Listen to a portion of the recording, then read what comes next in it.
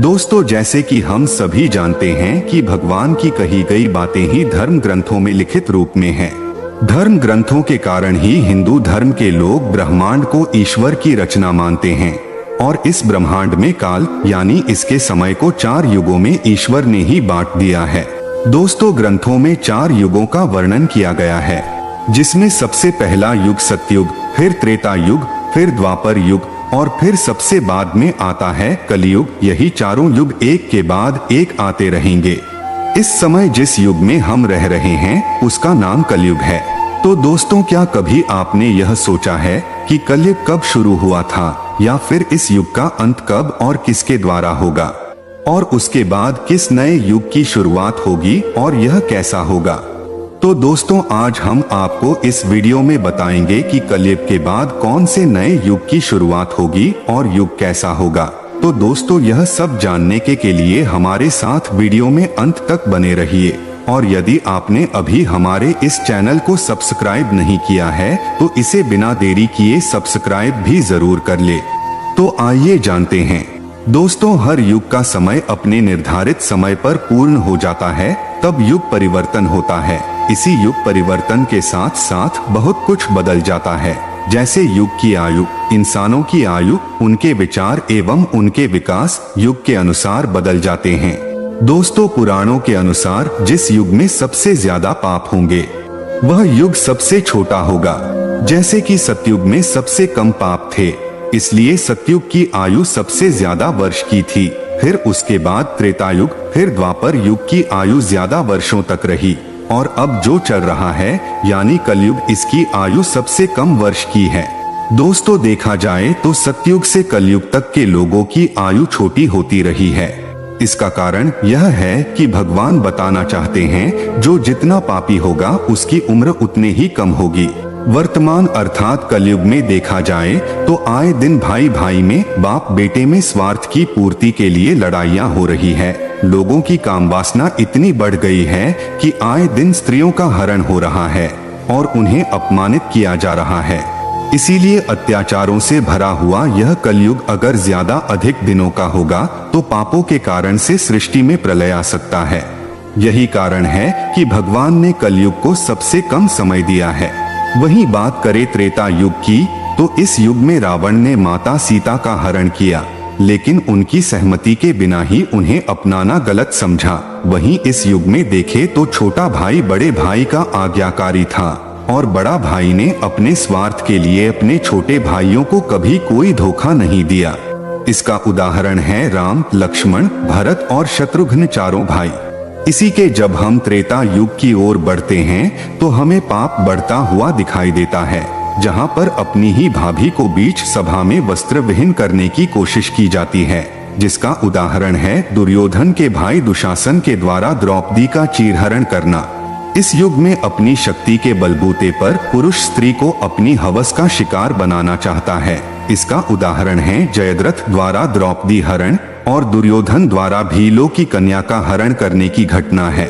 वहीं सतयुग के अनुसार त्रेता युग में भाई अपने स्वार्थ की पूर्ति के लिए पूरे परिवार को युद्ध की आग में झोंक देता है। फिर यहाँ से कलयुग का आरंभ होता है। तो दोस्तों, अभी हम लोग जिस युग में जी रहे हैं वह कलयुग है। बहुत सारे भविष्य पुराण और कई शास्त्रों में यह बताया गया है कि कलयुग में पाप की पराकाष्ठा होगी, जहाँ पर मनुष्य का व्यवहार सृष्टि के नियम के विरुद्ध होता जाएगा। हिंसा करने में मनुष्य पशुओं को भी पीछे छोड़ देगा। पशु तो सिर्फ अपनी भूख मिटाने के लिए दूसरे पशु को मारते हैं, लेकिन इस युग में मनुष्य कारण ही दूसरे मनुष्य को मारेगा। और यह भी कहा गया है कि सच्चे संत भिखारी कहलाएंगे और अपमानित किए जाएंगे। इसी के साथ कथावाचक और झूठे संत ऊंचे आसन पर विराजमान होकर ऐसो आराम की जिंदगी जिएंगे। तुलसीदास जी ने भी कलयुग के इसी रूप का वर्णन किया है। दोस्तों, कलयुग यानी एक ऐसा युग है जिसमें मनुष्य जाति का मन असंतोष से भरा है।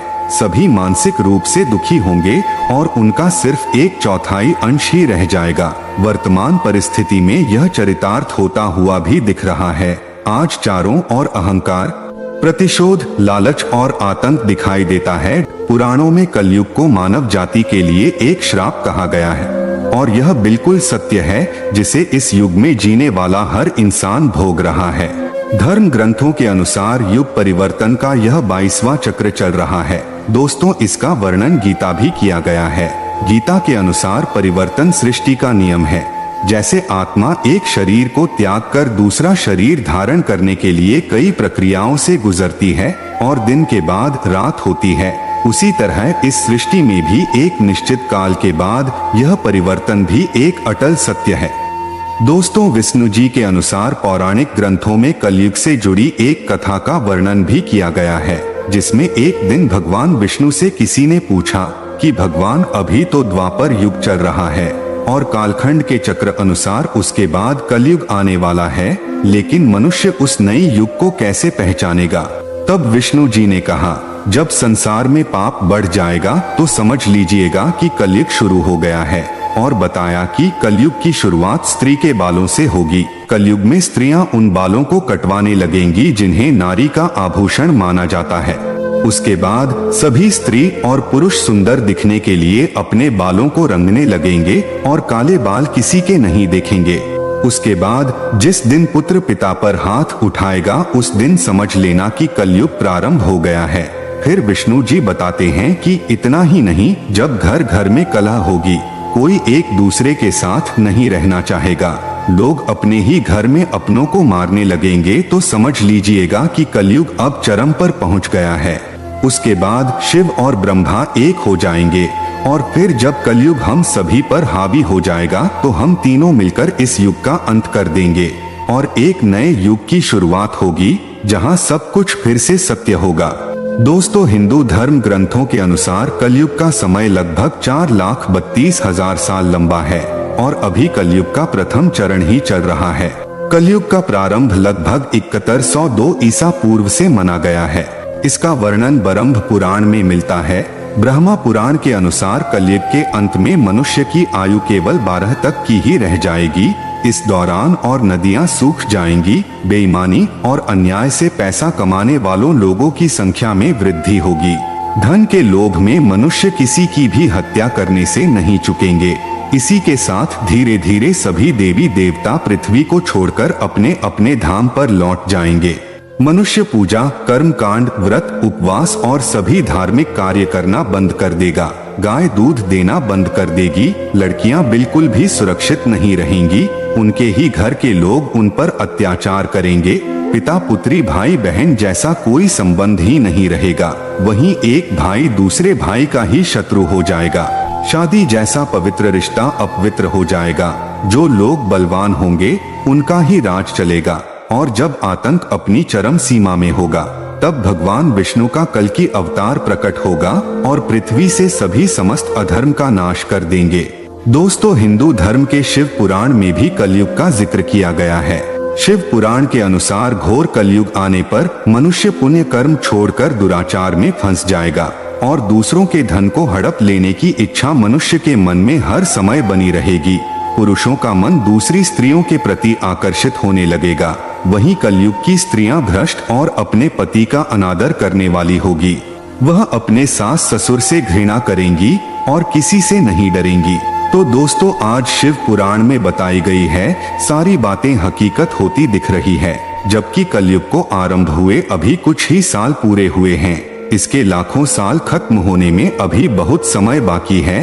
तो जरा सोचिए दोस्तों, जब कलयुग अपने चरम पर होगा तो क्या होगा। दोस्तों, भगवान श्री कृष्ण ने महाभारत में कलयुग के बारे में बताया है कि कलयुग में ऐसे लोगों का राज होगा जो कहेंगे कुछ और करेंगे कुछ और। इस युग में बच्चों के लिए अपनी माँ का प्यार इतना बढ़ जाएगा कि उन्हें अपने विकास का कोई अवसर नहीं मिलेगा। इसी के साथ श्री कृष्ण ने कहा है कि कलयुग में अन्न से भंडार तो बहुत भरे होंगे, लेकिन फिर भी लोग भूख से मरेंगे।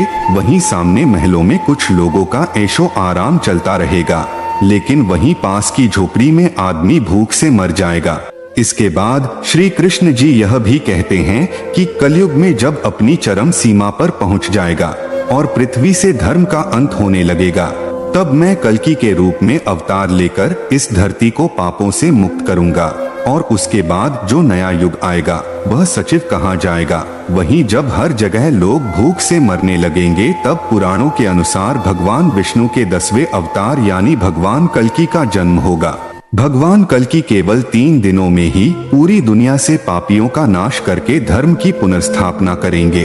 दोस्तों वहीं जब कलयुग में सब पापियों का नाश हो जाएगा तब उसके बाद नए युग सतयुग की रचना होगी, जिसकी रचना के लिए और कलयुग के प्रभाव को समाप्त करने के लिए इस धरती पर 12 वर्षों तक लगातार घनी और मूसलाधार बारिश होगी, जिससे पूरी पृथ्वी जलमग्न हो जाएगी।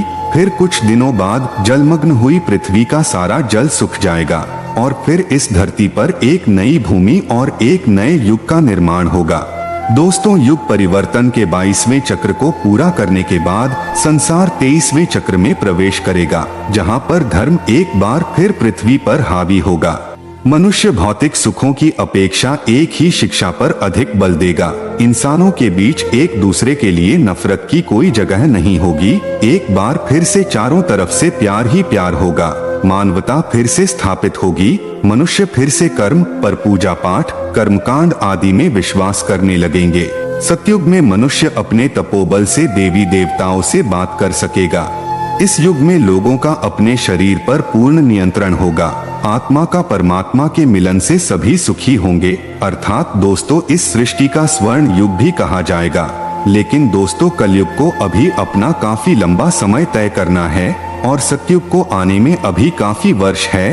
तो दोस्तों क्यों न हम लोग कलयुग में ही अपने धर्म और कर्म का पालन करें और सतयुग की तरह जीने का प्रयास करें, क्योंकि ग्रंथों में भी इस बात का उल्लेख मिलता है कि कलयुग में भी जो लोग धर्म और कर्म पर विश्वास करेंगे उन्हें सतयुग की तरह ही सुख की प्राप्ति होगी। तो दोस्तों वीडियो कैसी लगी आप हमें कमेंट करके जरूर बताना। यदि आपको वीडियो अच्छी लगी हो तो लाइक भी जरूर कर देना।